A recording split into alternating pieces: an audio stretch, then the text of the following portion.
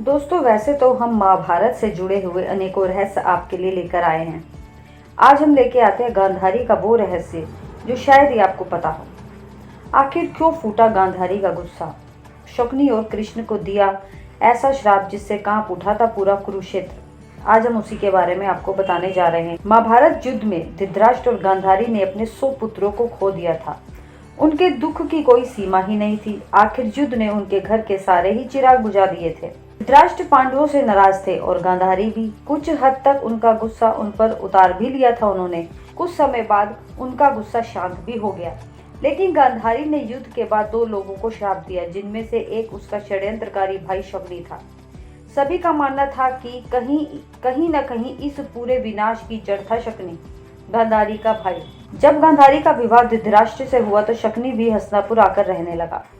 उसने अपने कुल के नाश के लिए कुरु वंश को जिम्मेदार ठहराया और अंधे धृतराष्ट्र से विवाह के लिए अपनी बहन को भी जिम्मेदार ठहराया। बाद में कुछ ऐसी घटनाएं घटी जिससे धृतराष्ट्र के गुस्से का शिकार उसके पिता और परिवार के लोग हुए।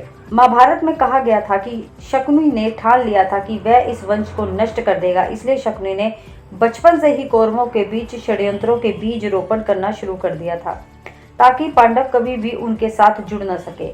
पांडवों को जो भी कष्ट सहने पड़े वह शकुनी के षड्यंत्र का ही कारण था, जिसके लिए वह हमेशा धृतराष्ट्र को भड़काता रहता था। महाभारत का युद्ध भी इसी षड्यंत्र का ही परिणाम था। महाभारत युद्ध के दिनों में यह स्पष्ट था कि सभी कौरव विनाश की ओर बढ़ रहे थे। अंत में सभी का नाश भी हो गया, राज्य छीन लिया गया, दुर्योधन बुरी मौत मारा। महाभारत के अंतिम दिनों में गांधारी अपने भाई से इतनी नाराज हो गई कि उसने उसे श्राप ही दे दिया। गांधारी ने शकुनी को शाप दिया कि जिस तरह से उसने हस्तिनापुर में नफरत और कलह फैलाया, उसका परिणाम उसे भुगतना पड़ेगा। इस युद्ध में न केवल उसकी मृत्यु होगी, बल्कि उसके गांधार में कभी शांति नहीं होगी। गांधार में हमेशा गृह युद्ध चलता ही रहेगा। शांति और समृद्धि नहीं पनप पाएगी। यही कारण है कि उसने अपने बेटों की मौत के लिए पांडवों से ज्यादा 2 लोगों को जिम्मेदार ठहराया, जिसमें से एक शकुनी था। गांधारी को श्राप के कारण शकुनी का परिवार भी नष्ट हो गया। कोई भी जीवित ही नहीं बच सका। मान्यताओं के अनुसार गांधारी के श्राप का प्रभाव गांधार क्षेत्र आधुनिक अफगानिस्तान में आज तक दिखाई दे रहा है। अब आपको बताते हैं गांधारी ने दूसरा श्राप किसको दिया। गांधारी ने दूसरा श्राप श्री कृष्ण को दिया था। पांडवों से नाराज होने के बावजूद गांधारी ने पांडवों के प्रति नरमी क्यों दिखाई? क्या उन्हें अपने श्राप से दूर रखा? महाभारत युद्ध के बाद कुरुक्षेत्र में लाशें बिखरी पड़ी थी। हजारों महिलाएं अपने रिश्तेदारों की लाशों पर रो रही थी। तब युधिष्ठिर अपने भाइयों और कृष्ण के साथ धृतराष्ट्र और गांधारी के पास पहुंचे। अंधे राजा ने उन्हें आशीर्वाद दिया, लेकिन उनका दिल क्रोध और तिरस्कार से भरा हुआ था। अन्य पांडवों ने उनका आशीर्वाद मांगा। इसके बाद वह रानी गांधारी के पास गए और उनके पैर छूने के लिए झुके, उनसे आशीर्वाद मांगा। गांधारी ने अपनी शादी के दिन से ही अपनी आंखों पर पट्टी बांध ली थी और खुद को अंधा बना लिया था। ज्ञान से वह जानती थी कि उसके आसपास और लोगों के दिमाग में क्या चल रहा है। उनका दुख और दर्द इतना तीव्र था कि यद्यपि उनकी आंखों पर पट्टी बंधी थी, फिर भी उनकी तीव्र दृष्टि युधिष्ठिर के पैर के अंगूठे पर पड़ी, जिससे वह काला पड़ गया। युधिष्ठिर ने विनती की कि माता गांधारी, मुझे क्षमा कर दीजिए। आज जो भी नियति समझिए, मुझे श्राप दे दीजिए। लेकिन गांधारी ने ऐसा नहीं किया, बल्कि उसने भीम को फटकार लगाई। उसने कहा, भीम, तुमने युद्ध के हर नियम के विरोध जाकर मेरे बेटे दुर्योधन को कमर के नीचे मारा। मेरे लिए तुम्हें माफ करना मुश्किल है। तुमने मेरे बेटे दुशासन का खून पिया। क्या कोई योद्धा इस तरह का व्यवहार करता है? तब भीम ने माता गांधारी से क्षमा मांगी। सभी पांडव उस समय बच्चों की तरह रो रहे थे, लेकिन गांधारी ने भीम को शाप नहीं दिया।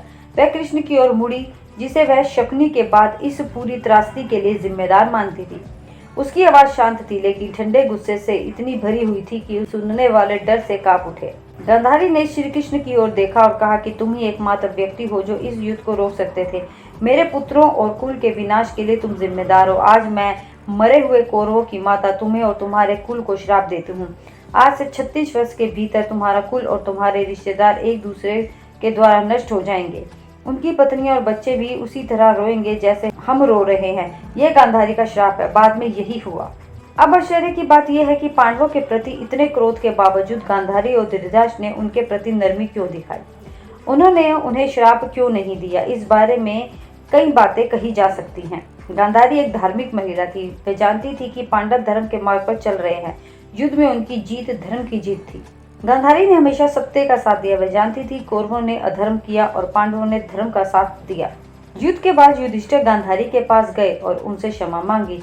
युधिष्ठिर की विनम्रता और पश्चाताप देखकर गांधारी का हृदय पिघल गया। इस वजह से भी उन्होंने पांडवों को श्राप नहीं दिया। प्राचीन ग्रंथों में ऋषियों और शक्तिशाली व्यक्तियों को आध्यात्मिक शक्ति से संपन्न माना जाता था। ऐसा माना जाता था कि उनकी वाणी में इतनी शक्ति होती थी कि वे अपने शब्दों से वास्तविकता को बदल सकते थे। तपस्या और साधना से प्राप्त इस शक्ति ने श्राप को प्रभावित भी किया।